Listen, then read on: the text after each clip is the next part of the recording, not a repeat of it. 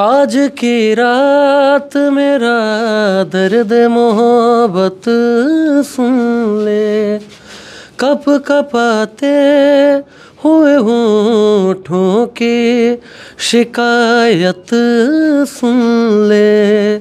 आज इज़हार ख़यालात का मौका दे। नज़र नज़र में गुज़रना कमाल होता है, नज़र नज़र से उतरना भी कमाल होता है। बुलंदियों पे जाना कोई बड़ी बात नहीं है, बुलंदियों पे ठहरना कमाल। खानदानी रईस है वो, मिजाज रखते हैं नरम अपना, तुम्हारा लहजा बता रहा है, तुम्हारी दौलत नई नई है। खामोश लब हैं झुके हैं पलकें दिलों। काफ़ी कम समय में गज़ल की दुनिया का बेताज बादशाह कहे जाने वाले कुमार सत्यम जी के साथ है। सिंहेश्वर बाबा नगरी है, सिंहेश्वर धाम है और सिंहेश्वर महोत्सव में पहली बार इनका आना हुआ है। और जब से घोषणा हुआ है तब से लोगों में काफ़ी हर्षोल्लास का माहौल है कि हम इन्हें सुनेंगे। जो हमें हमेशा सोशल मीडिया पे दिखाई देते थे, पहली बार हम उन्हें लाइव सुनने वाले हैं। और बिहार का लाल मुंबई का जो सफ़र तय करता है, यह सफ़र काफ़ी मुश्किल रहा होगा ज़रूर, क्योंकि एक सरकारी शिक्षक थे, जैसा हमें पता चला शिक्षक थे, फिर गायक का सफ़र रहा। कैसा रहा यह सफ़र आपका? जब शिक्षक था तो वो भी बहुत अच्छा था, क्योंकि वो एक नोबल जॉब था, लेकिन इसकी बात अलग होती है। Performing on the stage is like out of the world, कहते हैं ना कि ये अच्छा रहा। परेशानियाँ रही और लेकिन महादेव की कृपा हुई। माँ सरस्वती के नौकर हैं हम लोग, तो अब जो माँ सरस्वती के नौकर लोग होते हैं उनकी सेवा करते हैं, उनके ऊपर तो कृपा माँ सरस्वती की होती ही है। लेकिन जब आपका यह फैसला था, सरकारी नौकरी सिक्योर नौकरी माना जाता है, यह फैसला कहीं घर वालों को? सरकारी नौकरी मैंने ज्वाइन नहीं किया था, उसके पहले मैं प्राइवेट सेक्टर में ही था। लेकिन सरकारी नौकरी की हो गई थी सब कुछ कि अब ज्वाइन करना है, लेकिन नहीं, कोई इंटरेस्ट नहीं रह गया था, क्योंकि शिक्षण संस्थानों में काम करते करते काफ़ी समय हो गया था। तो वो एक काम बहुत ज़्यादा दिनों तक करते करते एक आर्टिस्ट आदमी वो बोर भी हो जाता है, तो वो था ऐसा। और बाकी ज्वाइन नहीं किया मैंने, क्योंकि नवोदय विद्यालय में सिलेक्टेड था, बाकी हाई स्कूल बिहार से भी म्यूज़िक टीचर में सिलेक्टेड था, लेकिन नहीं किया, क्योंकि पिताजी के गुज़रने के बाद 2016 के बाद वो जब गुज़रे तो उनकी बड़ी इच्छा थी कि मैं एक आर्टिस्ट बनूँ और पूरे देश दुनिया में एक नाम हो, तो उसके पीछे कोशिश की। बाकी इच्छा उनकी थी, गुरु थे हमारे, उन्होंने ही जो सिखाया उन्हीं से जो सीखने को मिला। बाकी वो कहते भी थे कि ठीक है अभी ये कर रहा है, टीचिंग कर रहा है, लेकिन मैं चाहता नहीं हूँ कि ये टीचर बने। तो बाद में उनका भी आशीर्वाद है कि उनसे सीखा है, आज वो जहाँ भी होंगे देखते हैं। सिंहेश्वर में पहली बार आना हुआ आपको? हाँ जी, सिंहेश्वर पहली बार आना हुआ है। कैसा लग रहा है? बहुत अच्छा, बहुत एक्सट्रीमली गुड। यहाँ पूरा भक्तिमय हो गए, पूरा आपकी तस्वीर जो सोशल मीडिया पे वायरल हो रही है काफ़ी अच्छी लग रही है और लोग लगातार शेयर इस चीज़ को कर रहे हैं। नहीं, थैंक यू। जो भी लोग शेयर कर रहे हैं उन लोगों को मेरी तरफ से बहुत सारा प्यार है ना। और भक्ति में तो बिल्कुल, मैं ऐसे भी बड़ा महादेव का बहुत भक्त हूँ, क्योंकि मैं बार बार कहता हूँ कि मैं इस साल मुझे 12 के 12 ज्योतिर्लिंग घूमने हैं। अब वो महादेव कैसे करेंगे वो उनकी इच्छा है, बाकी 7-8 मैंने पूरे कर लिए हैं। तो महादेव की नगरी में आना ही सबसे बड़ा एक एक्साइटमेंट रहता है मेरे लिए कि अरे सिंहेश्वर नाथ में जाना है, मतलब सिंहेश्वर महादेव के दर्शन होंगे। लेकिन दर्शन इस तरह से होगा ये नहीं सोचा था। एक स्ट्रगल का समय था जब आप स्ट्रगल कर रहे थे, एक अभी का समय है जो कहीं ना कहीं एक बुलंदी हासिल कर लिया आपने, तो दोनों में क्या अंतर देखते हैं? स्ट्रगल तो खैर नहीं, मतलब कि कह सकते हैं, क्योंकि मैं स्ट्रगल को कोई स्ट्रगल नहीं मानता हूँ। उसमें भी एक आर्टिस्ट क्या होता है कि साधना करता है, तो उसमें आपको कोई रोक तो नहीं रहा है, फिर किस बात का स्ट्रगल है। तो मेरे बाबा कहते थे पंडित रामाशीष महाराज की, तुम अपनी साधना करते चलो, तुम अपना रियाज तो करो, काम खुद तुम्हारे पास चल के आएगा। वो कब आएगा ये नहीं पता होता है, तो मेरे लिए शायद अभी आया है, अभी चल रहा है। और जहाँ तक रही बात बुलंदियों की, तो मेरा ये मानना है कि मैं खुद एक बिहार का बेटा हूँ और हर एक जगह एक बात कहता हूँ कि चूँकि मेरी पढ़ाई झारखंड में हुई है, पैदाइश मेरी बिहार की है, तो मैं हर जगह एक बात कहता हूँ कि बिहार मेरे लिए देवकी है और झारखंड मेरे लिए यशोदा है।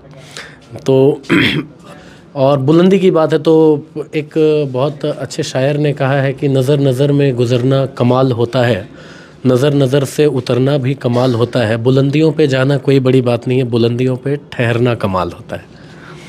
एक आपकी वीडियो वायरल हुई थी हाल फिलहाल में, वो जो एक जो रईस है, ख़ानदानी रईस वाला वीडियो, उसके बाद शायद आपने सोशल मीडिया पे लिखा भी था उस बारे में, क्यों लिखा था और क्या रहा उसके पीछे का कुछ बड़ी वजह नहीं थी। उनकी जो राइटर हैं वो आदिप जी हैं, और उन्होंने कहा था कि उनको क्या लगा कि वो मैंने एल्बम शूट किया है, क्योंकि माँ सरस्वती की कृपा थी कि स्टेज पे भी सुर ठीक ठाक लग जाते हैं, तो कभी कभी लोगों को लगता है कि वो मैंने बैठ के स्टेज पे वो एल्बम शूट किया। वो एल्बम शूट नहीं था। तो एल्बम का क्या होता है कि जब आप स्टेज पे गाते हैं, तो अब मुझे रफ़ी साहब के अगर गाने गाने होंगे तो परमिशन लेने के लिए तो रफ़ी साहब के पास जाना पड़ेगा मुझे। That is next to impossible, है ना। तो राइटर्स के परमिशन स्टेज पे नहीं उतने मैटर करते हैं, लेकिन उनको लगा कि नहीं, परमिशन लेना चाहिए था ये वो। तो I did announce that from today onward I am not going to sing that song on the stage any more. लेकिन ऑडियंस मानती नहीं है, गवाही लेती है। मैं रिसेंटली लास्ट के 2-3 शोज़ में गाया हूँ, तो सारे कैमरा वगैरह बंद करवा दिया कि भैया आप लोग शूट मत करना, मैं गा देता हूँ। तो वो हो गया, कोई बहुत बड़ी वजह नहीं थी। बहुत कमाल की राइटर है। यहाँ 2 लाइन गा दो, स्टेज पे सुना देंगे ना, स्टेज पे सुना देंगे आपको कैमरा ऑफ करके, है ना। तो बहुत बढ़िया इश्यूज़ नहीं है वो, मतलब, लेकिन ठीक है, अब सबकी अपनी चॉइस होती है। पहला कौन सा गज़ल था जो सबसे ज़्यादा पॉपुलर हुआ? सबसे पहले मैंने हमारी अटरिया पे उदयपुर के कॉन्सर्ट में गाया था, क्योंकि लोग तब तक काफ़ी हद तक जान गए थे, आउट ऑफ इंडिया के भी बहुत ऑडियंस जुड़ी हुई थी। लेकिन मैं तब क्या होता था कि काफ़ी डीपली क्लासिकल से भरी हुई चीज़ें गाता था, तो जो कि आम जनता को उतनी समझ नहीं आती है। तो मैंने सोचा कि जब गाना ही एक सब्जेक्ट है, माँ सरस्वती की सेवा ही करनी है, तो जिन लोगों को अच्छा म्यूज़िक नहीं मिल रहा है, और अच्छा म्यूज़िक क्या हो रहा है ना कि इतना डीप हो जा रहा है कि आम जनता उससे अपने आप को रिलेट कर ही नहीं पा रही है, तो उसके एवज में वो कुछ भी सुन ले रही है। तो मैंने क्या किया कि अच्छे म्यूज़िक को थोड़ा लाइट वर्जन कर दिया, और उसमें कुछ क्लासिकल टच दिए मैंने। तो क्या होता है कि जहाँ पे आम जनता को सुनना है तो वहाँ उनके लिए सुनाता हूँ मैं, और जहाँ जो लोग थोड़ा क्लासिकल माइंडेड हैं उनके लिए उसी गाने में थोड़ा क्लासिकल ऐड कर देता हूँ। सिंहेश्वर महोत्सव में जो आप आए हैं, तो इसके बारे में कुछ जानकारी है आप? बिल्कुल, मैं बिहार से हूँ, तो जाहिर सी बात है सिंहेश्वर महोत्सव के बारे में काफ़ी जानकारी है। मतलब काफ़ी नहीं, जो आप लोगों को होगी वो तो मुझे नहीं है, लेकिन चूँकि मैं महादेव का भक्त हूँ, तो जो नॉन जगह है कि जैसे महादेव के बाबा बैद्यनाथ धाम है, हमारे बाबा बासुकीनाथ धाम है, तो मैं जब झारखंड बिहार रहता था तो बाबा बैद्यनाथ धाम और बासुकीनाथ धाम के मैं श्रावणी मेला में बहुत सारे शोज़ करता था। तो पता थी चीज़ें कि मतलब कि कौन कौन कहाँ पे हैं। तो महादेव, यहाँ के महादेव के बारे में पता थी कि भगवान राम को यहीं से मांगा गया है, और मतलब कि यहाँ पे उनका हाँ और उनका यहाँ पे वो मुंडन वगैरह भी हुआ है भगवान राम का, है ना। तो पता है चीज़ें। तो यहाँ पर पहले से माइंड में था कि यहाँ जाना है, कब बुलाहट आ जाए?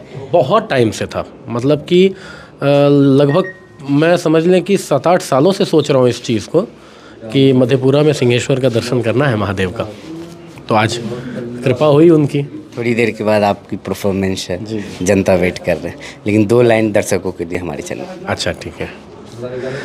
आज की रात मेरा दर्द मोहब्बत सुन ले, कप कपाते हुए होठों की शिकायत सुन ले, आज इज़हार ख़यालात का मौका दे दे, हम तेरे शहर में आए हैं मुसाफिर की तरह।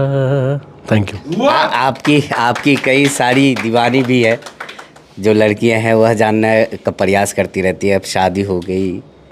नहीं, I am happily unmarried. Jokes apart, नहीं, शादी नहीं हुई है और ख्याल भी नहीं है। गर्लफ्रेंड? उसकी भी ज़रूरत कुछ खास नहीं है। मैं पता, ठीक है, वो चले बाद में बात करते हैं कैमरे के पीछे। चलिए, ये थे हमारे साथ कुमार सत्यम जी, जो किसी भी परिचय के मोहताज नहीं है, पूरा देश जहान इन्हें जानता है। सिंहेश्वर मेले की अगर चर्चा करें तो पौराणिक काल से यह मेला लगता हुआ है आ रहा है। अंग्रेज़ों के ज़माने में फाइल में भी इस मेले का जिक्र है, और इस मेले में काफ़ी सारे लोग भी आ रहे हैं। आप क्या कहना चाहेंगे? मैं अपनी आपको सच्चाई बताऊं तो मैं जब आ रहा था रास्ते से, तो मतलब आते ही लग रहा था कि मतलब सच में कोई बहुत पावन धरती पे आप जब भी, चूँकि मैं इतना घूमता हूँ ऑल ओवर इंडिया के बाहर घूमता हूँ, तो मैं महाकाल के दर्शन गया एमपी में, वहाँ के मामलेश्वर के दर्शन किया, उसके बाद काशी विश्वनाथ, मतलब 7-8 ज्योतिर्लिंग गया। तो मैं जब रास्ते से इन कर रहा था और वो जो एक चहल पहल है, मतलब मुझे कहीं उससे कम नहीं दिख रहा था। इतना मज़ेदार, इतनी अच्छी अरेंजमेंट सब कुछ की, मेला इतना खूबसूरत दिख रहा है, लोग इतने खुश हैं यहाँ पे, मज़ा आ रहा है, बहुत अच्छा लग रहा है मुझे यहाँ पे। लोगों से क्या अपील करेंगे इस मेले में आने के लिए?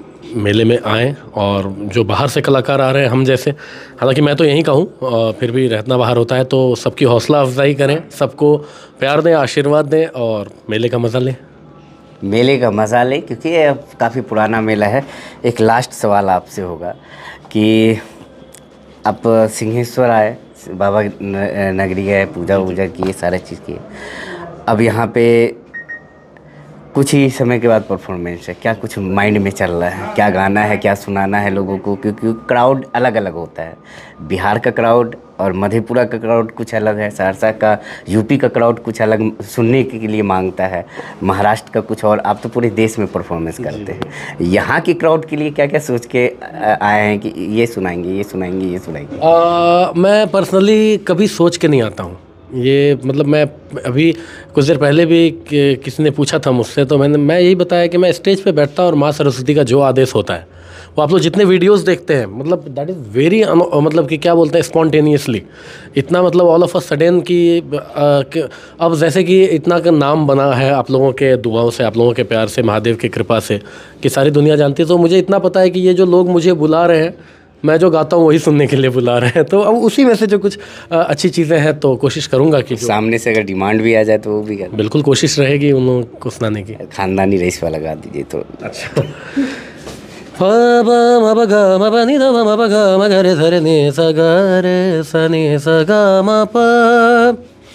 जो खानदानी रईस है वो मिजाज रखते हैं नरम अपना, तुम्हारा लहजा बता रहा है, तुम्हारी दौलत नई नई है, खामोश लब हैं झुके हैं पलकें, दिलों में उल्फत नई नई है। Thank you.